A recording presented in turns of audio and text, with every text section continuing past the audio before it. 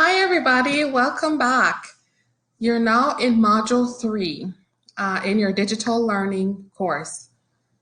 In this module, you will definitely be learning how to plan out your lesson plans, how to add content to the Google Classroom that you were expected to create. So it's going to kind of be more of an interactive as opposed to a lot of assignment as you did in the other courses. You will have some assignment, but it won't be as assignment heavy. Here you're going to really and truly be learning how to put content into your classrooms for your students. So it's kind of where the exciting part comes in. Now you get to plan your modules for your students online. So let's get started. For those of you who haven't met me yet, I am Dr. Kendra Flores-Carter. I am an assistant professor at California Baptist University, where I teach in the College of Social and Behavioral Sciences. I teach in the Masters of Social Work program, and the courses that I teach are mainly research and capstone classes. So I teach a lot of statistics and you know, things related to doing like scientific research studies and collecting data and things like that. So it's a little bit different, but it's something that I really love doing. And I am here because I love teaching. My profession prior to teaching and going into academia was as a clinical social worker for a hospital. So you can say medical social work. I did a lot of work in that area for 10 plus years. I worked with children and women mainly, and I really enjoyed doing that. But once I became a professor, I really realized that really and truly how much being an educator is fulfilling. So here I am, and if you guys would like to continue our connection, please definitely reach out and let's stay connected. I am on Instagram, and you can follow me at Dr. Kendra Flores-Carter. I also have a Facebook page, Caribbean Moms Network, as well as my nonprofit page, Janet Don't Cry Foundation. You can definitely like those pages to follow my work and join efforts for us really partnering together in the future. Okay, so let's get started with the course lecture. So how do we begin to transition? I know for many it's been scary. It's been scary for me too, because I am mainly a land-based professor. Like I teach on campus live in the classroom.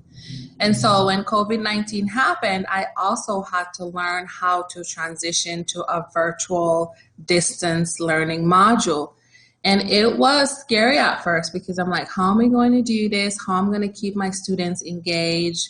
You know, what platforms am I going to be using? And all that different, you know, all those different things were like flooding my mind. There was anxiety going on.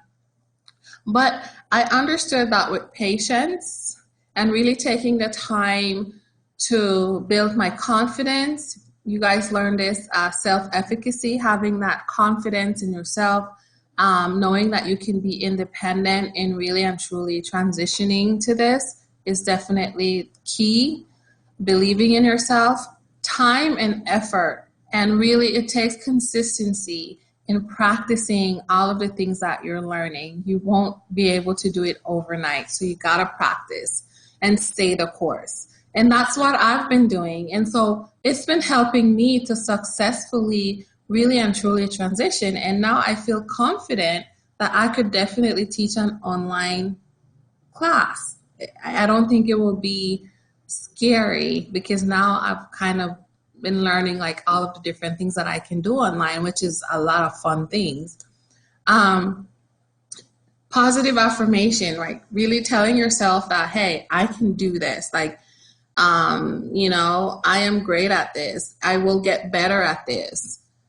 It might be hard now, but it won't be hard tomorrow. And, you know, just really and truly building your confidence and realizing that practice makes perfect, right? You will get it done, but you have to be consistent. Adequate planning. The key really and truly is planning. You have to plan. It's important to do that. If you don't do that, you can definitely get lost. And what I have realized is if when I don't plan right and I don't plan successfully, I tend to lose focus. So it's important for me to plan my courses, plan my lesson plan, do what I have to do. And communication. If you're having issues, it's important to communicate. If you're having technical difficulties with your internet provider, or you're having technical difficulties with maybe the school that you're teaching and things, the school you're teaching for, you really want to communicate that, hey, I'm having some issues here. I can't really get the information that I need to get. I'm having some issues. Because if you don't communicate, then you're going to get more frustrated about trying to figure this out.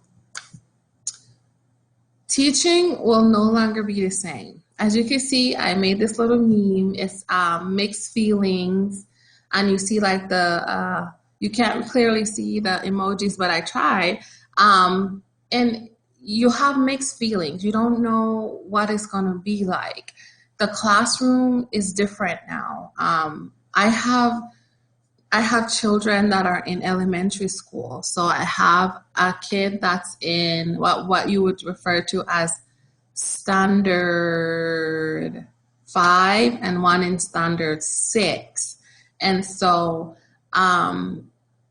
they are transitioning as well. And one of the things that I've found really helpful was to understand that the constant communication that the teachers have with the parents, like I'm really appreciative of that. They keep us posted, but they also let us know that they're learning as well. This is not going to be something where it's going to be a smooth transition, because they are also learning, and they communicated that to us, the parents, right? And so we understand, and we know teachers have mixed feelings too. I had mixed feelings as a professor as how I was, as to how I was going to do this, right? So teaching will no longer be the same. And honestly, if coronavirus disappeared tomorrow, I guarantee you that digital learning is not going anywhere. The fact that many organizations, many schools have now discovered that they can actually take teaching to an online platform, it's really and truly only going to grow beyond what we've seen. So a lot of classes now are probably going to be both land-based for some, virtual for some, and that's probably going to be what the future is going to look like. It's definitely scary to think about it, especially if you feel like you're not a technology person. But with the generations now getting more and more into technology and having all these different devices, we're going to have to meet the mark, right? We're definitely going to have to meet the mark. You do miss your students, and I understand that. Your students miss you too. Like they significantly miss you. So you're missing them, they're missing you, right? So I know that you're thinking, how will I successfully transition? Well, really and truly, you can do it. And then the biggest thing of all is, will my student learn if they are not on campus? That was one of my main thing. Like, how are they going to learn? Like, I'm not going to be in front of them to answer their questions when they have it, to give them more clarity. Well, that's when your creativity comes in the classroom and online. You're going to have to definitely get more creative. So this is a picture that I saw, and it says, teach the world from your own little corner, of it. And it made sense, because all of us are teaching from our homes right now, right? In your own little corner in your home. If you've made an office, that's where you're going to be teaching from. And your kids, they might be in their bedrooms in a corner. Parents usually create like a little desk and, a computer for them to have. So you're probably going to be teaching kids this way. So you're not going to be alone. There's going to be many people that are going to be teaching this way. And let's face it, it's probably not going to change back to how it was before. So how do you virtually manage your classroom? I'm going to go into giving you some tips on how to do that. First, there's three things to consider: organization, communication, and professional. Your organization of your course, that's probably the most important thing, is making sure that you plan and organize your course topics. You align those lessons with the topics that you're teaching. It's important for your students to be able to just line each thing up and they know where to go next. So making sure that it's organized on your website. Grading, one of the things I want to stress is that you're learning, your students are learning. So now is not the time to be overly stringent with the grading process, because the students are also learning and they may not be able to get it up to the expectation that you're used to. I'm not saying just completely lax, but I'm also saying don't be overly strict, because this is a new system, and just like how you're transitioning, your students will be transitioning, and it might be a little bit scary for them, and they might be caught in that transitioning where they're not able to really give it their all like they're used to. The routine has changed, it has shifted, so we also need to understand that our students are probably going to be struggling as well. Make sure that your assignments are clear. The instructions are clear. That's definitely important. And also create some room for your students to be able to get to you to let you know, hey, I have a question, which is where communication comes in now. For your voice tone, you want to make sure that while you're lecturing or while you're talking to your student, that you have a clear voice tone, that your students are able to hear you, that your sound system is good quality, your video is good quality, you're giving clear directions and expectation. And another important thing, that you have some way of communicating with your students' parents, whether that's email, whether that's text. However, you want to make sure that you have that line of communication open for your students to be able to reach out to you, and for you to also be able to reach out to the students' parents, because it's important to have that open communication in case anything comes up that either of you need to be able to address, right? Professional. One of the things that is so important is your appearance. We don't want to come online looking like we're going to a party or a dance. We want to come online looking professional, right? Distractions. When we're online, we want to make sure that there's not a lot of distractions. Like you're in a quiet place, your students are not hearing a lot of noise in the background.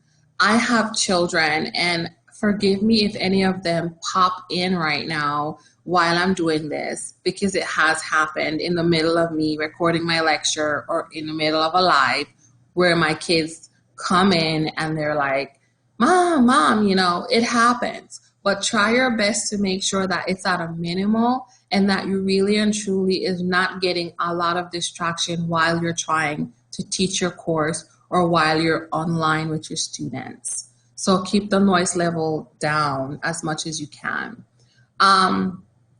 The content is uploaded and is uploaded in a timely manner so that your students are able to get the information in a timely manner and have enough time to, complete the lesson and then complete whatever assignment that you have given to them. So be very considerate of time and how much it'll take for the students to do the lesson planning.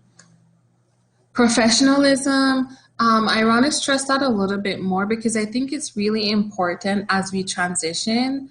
A lot of us might have different opinions as to why we have to be teaching online and why we can't just wait until Corona disappears and for us to really and truly just go back to a regular way of doing things.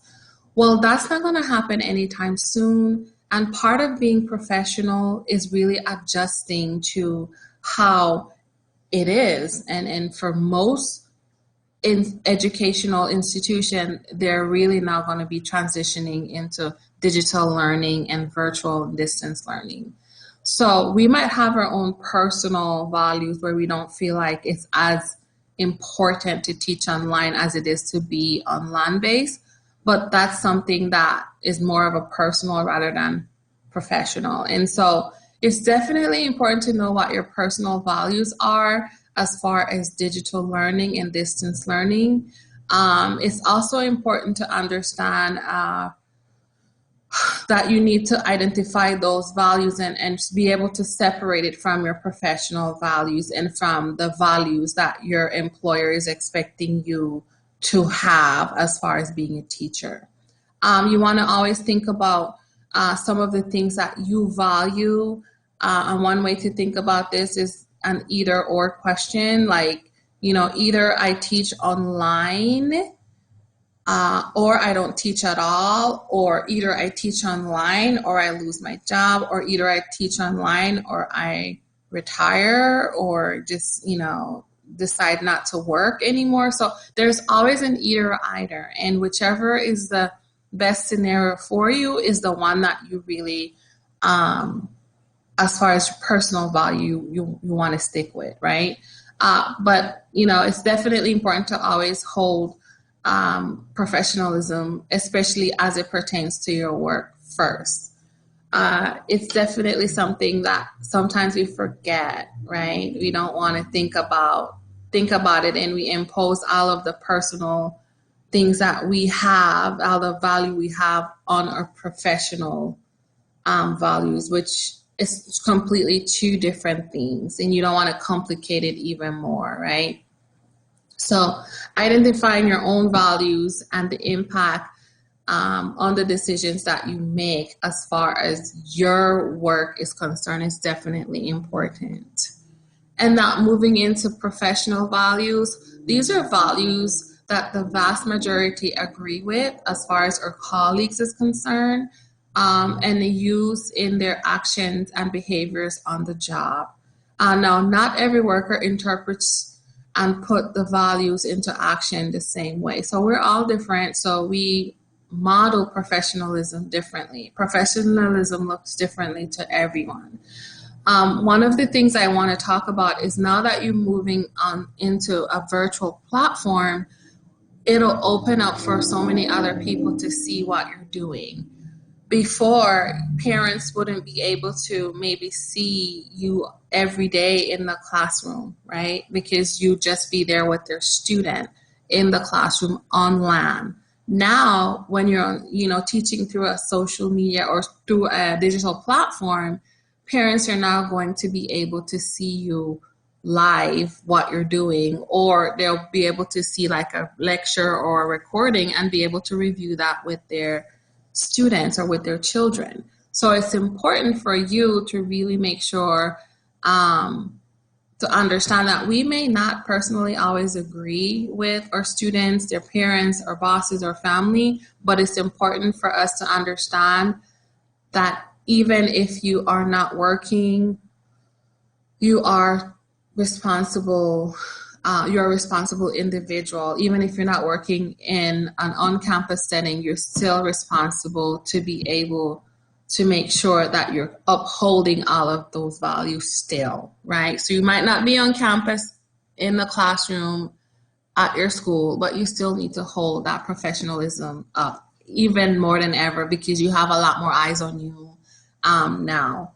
When I speak of professionalism, it's important to understand that the ethical value that we do have and that our profession really is a reflection of who we are, right? We are reflecting not only being a teacher, but we're also reflecting being an educator for younger children. And so even if we didn't sign up to be a role model, we really are a role model to a lot of children. So we need to behave as appropriate as we possibly can. And I know sometimes you're like, well, why do we need to do that? Like, once I'm not teaching anymore, I can do whatever I want. Well, now more eyes are on you. So you want to make sure that even on social media, you're still a teacher. So even if you're not in your classroom, in that setting, you're still a teacher and you still need to hold that professional value. You still need to have that professionalism because you're a representation of the institution where you are teaching. And so it's definitely something that you kind of have to get a hold of a little bit more now. And I know it's hard to think about that. And one of the things that most agencies have is policies as to what you can say and what you can't say, in public or whatever the case may be. Be mindful of those things.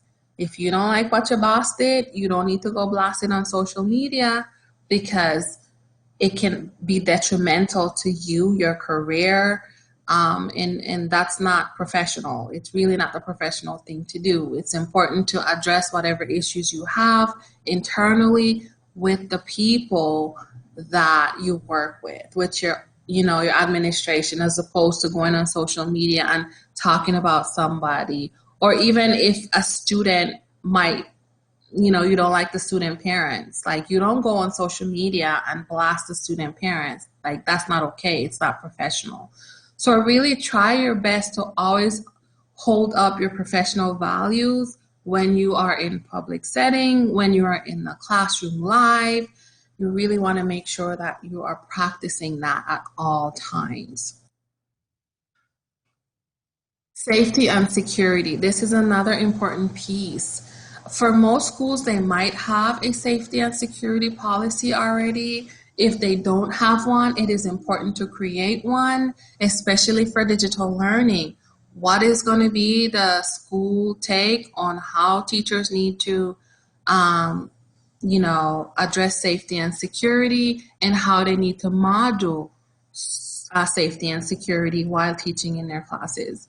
One of the things that I will encourage you to do is ensure that all of your online devices have passwords to them, so not anyone can get access to the information that you have, access to your teachers, student lists, access to the parents' phone numbers and personal information and all that good stuff. You really want to make sure you have some sort of structure as to how you're going to protect the privacy of your student, the privacy of yourself, the privacy of what you're doing, your work. You want to make sure. One of the things you can do is to not share your password with anybody. You just don't do that. Keep your passwords to yourself. Do not have anybody else use your computer, take credit for your work or whatever the case may be. Just be professional about it and, don't do it. It's important to understand that sometimes sharing information can get you in sticky situations. So the best thing to do is not to. Creating some sort of rule settings for cyberbullying within your classroom. This is becoming significant now. Kids are bullying each other, so you want to make sure that there's some rules in your classroom against cyberbullying while students are in the classroom, and even when they're not in the classroom. They need to make sure that they're not bullying other students. Classroom content. Now, some tips for creating classroom content. Two major things. You want to make sure your students are learning, and you want to make sure that you're reinforcing their learning by having them engage, right? So they should definitely learn something from the lessons that you're giving them, for sure, right? They have to learn some sort of applicable key takeaways or key skills from the lesson that you are teaching them. Right? If you're teaching addition, then they have to take away learning how to do that particular type of addition. So it's important to understand that you have to gear your lessons towards making sure that students are picking up on what you're trying to teach them. Engagement. One good way to engage students is to reinforce what you're teaching them. And some ways that you can reinforce is like, there's a lot of websites that have digital puzzles, that has virtual scavenger hunt, creating a quiz, imagery, graphics. those are things that you can use to enhance the lessons that you're teaching. There's also video. I'm going to be posting a resource link within this module, and you'll be able to go on several different websites to look at ways that you can become creative while in the classroom. I also gave some good examples of how to do lesson plans and things like that for your students, and how to engage them in creating like different types of activities like PSA, which is public service announcements, that, you know, you could pick a topic and have them create some sort of commercial or a, you know, public service announcement that talks about how to protect themselves from COVID-19, or, you know, creating like some sort of like shoebox activity, or whatever the case may be. Have them engage in learning, and it'll help them to really get the information. Another way is interactive videos. It's, you know, it's one of the most key pieces, having interactive videos. For example, I have my 6th grader and my 5th grader, and really and truly, like, some of the activities that they're doing is literally for PE. The teacher have them do PE by having them do like she sends a sheet of all the different workouts that she wants them to do. And she wants me to send a video clip of them actually practicing that particular lesson, or whatever the case may be. So it happens. And I videotape her doing her PE lessons, and it definitely works out. You know, so it's doable. So interactive videos is also a good thing. For your class lessons, some key things, you want to determine ahead of time what it's going to be, what lessons that you're trying to teach right now. How is your student going to get that lesson? You want to organize the material, thinking of time, the time frames and all that. You want to organize the material, making sure that you time it based on the class lessons. You also want to incorporate audio or support materials for your lessons. And that could be, you know, a video, a TED Talk. I'm posting a link where you can get a TED Talk on different subjects, so you can check that out and see if there's anything that you can use for your classrooms. Support materials, creating, you know, Google Slides, having them do like a, you know, drawing like a map of Belize and filling it in, and taking a picture and, you know, uploading that picture, like, you know, key things like that, that's interactive.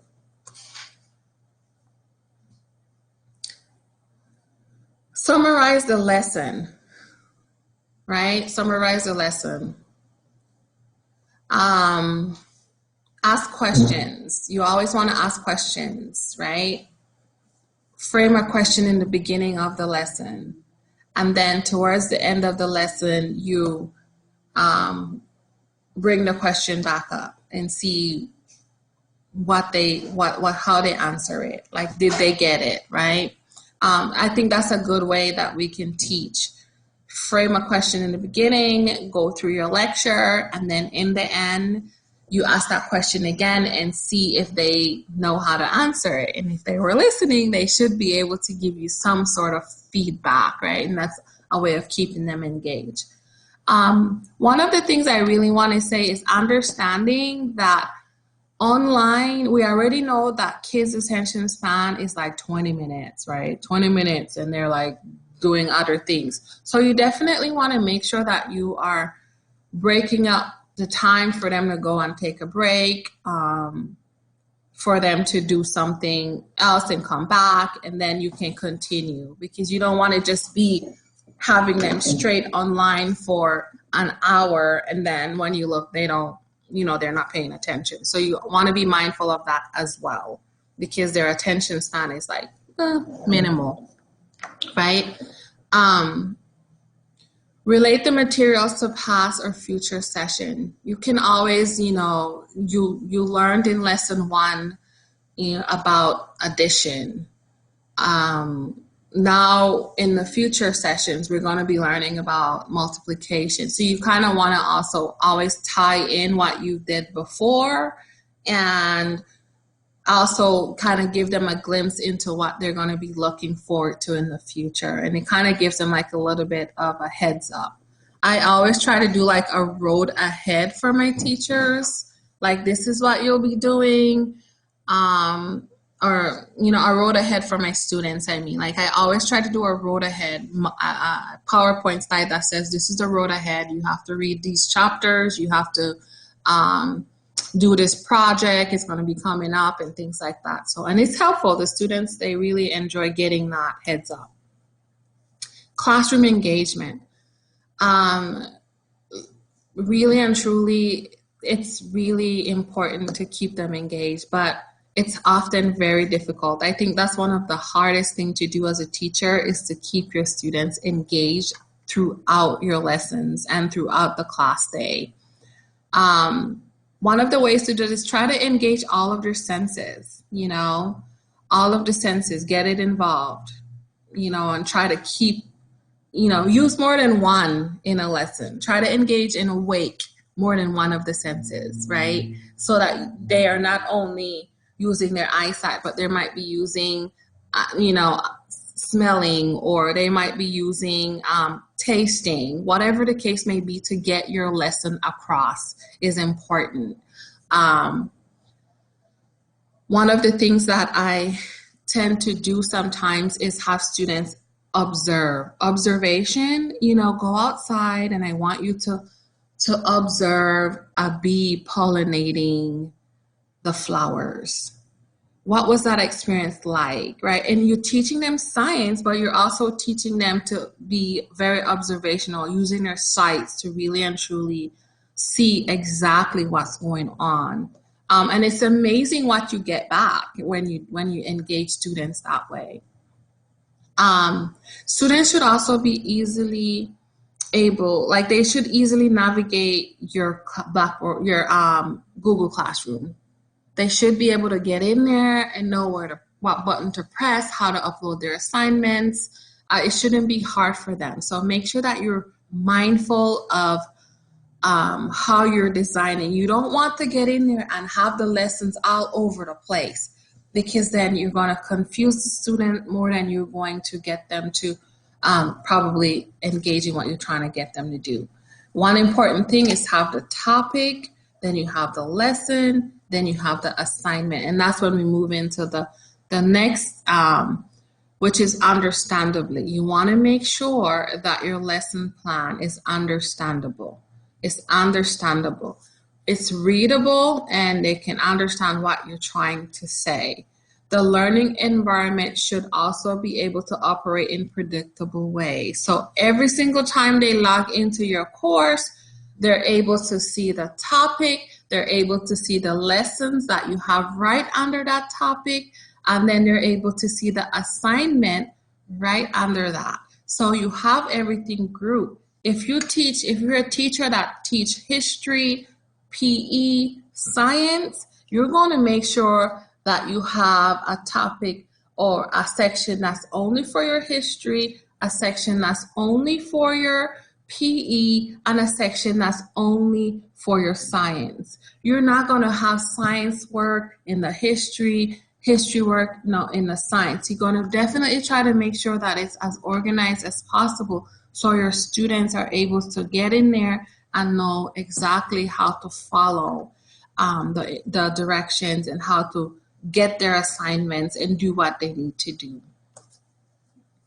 Motivation and momentum. Oh, this is so needed now more than ever, right? We really want to understand how to keep our students in digital learning.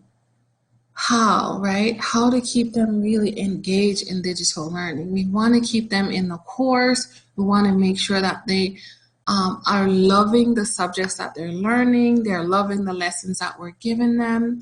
And so we definitely want to learn how to do that. And some tips on how to do that is really and truly, you as a teacher, the more that you learn and receive training of online content and distance learning, the more you'll be motivated to keep going, because you'll be learning as much as you know how to, navigate and work in a digital classroom setting. So don't think that these two courses have completely prepared you 100% to transition to online learning, because really and truly, it's just the tip of the iceberg. You're going to have to continue to engage in platforms so you learn more and more, right? You want to also give the students a sense of ownership and control of how you design the classroom. And this can be simple as having them speak into the types of lessons, the types of activities that they might want to explore and do. Taking a poll to see, things like that will definitely help students stay motivated and feel like they're a part of creating their learning experience, which is so important. Plan for delivery diversity, meaning that you definitely use a different array, a diverse way of learning, diverse activities, things that will really have them learning different types of areas then, right? Be a storyteller. Have that emotional connection with your students. It's so, so important to be a storyteller. I find that when I tell my experience from when I was growing up, from my experience from working, whatever the case may be, I instantly connect with my students because, wow, if you're talking to them about, hey guys, you remember when I was going to school and when I was your age, this is how it was, right? And they get to connect. They get to connect to you at that stage, which is important because now they're not only seeing you as a teacher, but they're seeing you as somebody who's been through the same experiences that they might have been through, right? Who's been along the same path that they have been. And there's no greater connection than that. Regular updates. One of the things that students like is knowing that if you make changes, that you let them know that you've made changes, right? One of the things they do hate is if they come on and everything is different and you didn't warn them. That can be frustrating and it can be anxiety-ridden. So it's important if you're making any drastic changes that you let your student know, hey, I made a change to this. This is no longer due on this date, but it's now due on that date. And it's so helpful for them. They like to be in the know, right? Encourage accountability. That's also another important piece, right? Encouraging your students to make sure that they take accountability for their work. Positive regard, letting them get digital awards, digital badges of praise, like, oh, you did such a good job. There's so many different examples of how to create like a digital award for a student, number one student, whatever the case may be, to kind of support their learning and really motivate them to keep on the path, right? Seeing your students succeed will motivate you. And I think that that's so important for me, seeing my students, feel so good about creating a project or, doing a fantastic presentation really and truly keeps me motivated to really want to continue to teach and continue to be very good at it. And finally, you guys are all heroes, man. I just have to take my hat off to you. Just taking the time to even engage in these courses because you really believe in your students and you want what's best for your students and you want to be able to transition them into this new platform. So I just want to say bravo to you and really and truly thank you so much for taking the time to just be present during these past couple of weeks to learn to learn this material so you can take it back and give it back to your students in so many ways. You guys are amazing. And I just kind of wanted to post this special poem and as a way to say thank you for even allowing me in your space to teach you and to provide this lesson for you and for taking the time to even listen and review it. Sometimes a teacher can touch your life with a magical and mystical glow, investing his or her heart in the work that he or she does. He or she helps you to learn and to grow. With wisdom, he or she patiently guides you along towards becoming the best you can be. And when you consider just how far you've come, that teacher you loved was the key. You guys are all special. And one student in your class, or maybe all of your students in your class, look to you as someone special. And so you really want to make sure that, yes, we didn't sign up to be role models, but really and truly, we all are by chosen profession. It just puts us in that category.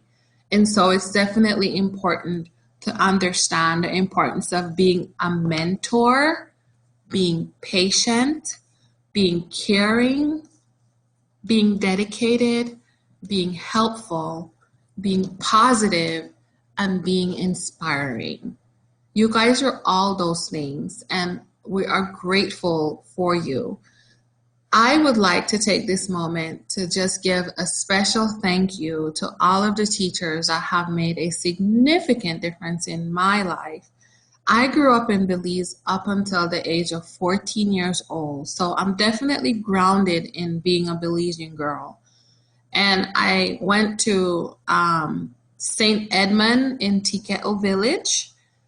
I also attended Camalote School. I attended Ontario Christian School, and I attended Belmopan Comprehensive. So for my teachers in TKO, Miss Sonia, Miss Marilyn, I just want to say thank you guys so much. I also want to say thank you to teacher Myrtle Banner from Camalote School. I remember you. You were an amazing teacher. And one of the best teachers I think that I ever had was Miss Idolin from Ontario Christian School. She used to also tutor me on Saturdays, so I really appreciated that. And I remember Miss Dunn and Miss Alpuche from Belmopan Comprehensive School. So I just want to kind of say hi, and I don't know if they're probably retired by now, but I just want to say that you guys definitely played an important role in me as a student and growing up. And I hope that I have made you guys proud by being, the woman that I am today. But I do know that you had a significant role in teaching me and helping me to be humble in the learning process. So thank you. Once again, guys, thank you so much. And I hope you've learned a lot. And I am hoping that you're looking forward to this module. And it will last for 2 weeks, so you'll have a lot of different interactive things to do. And I can't wait to see each of your classrooms. So thanks.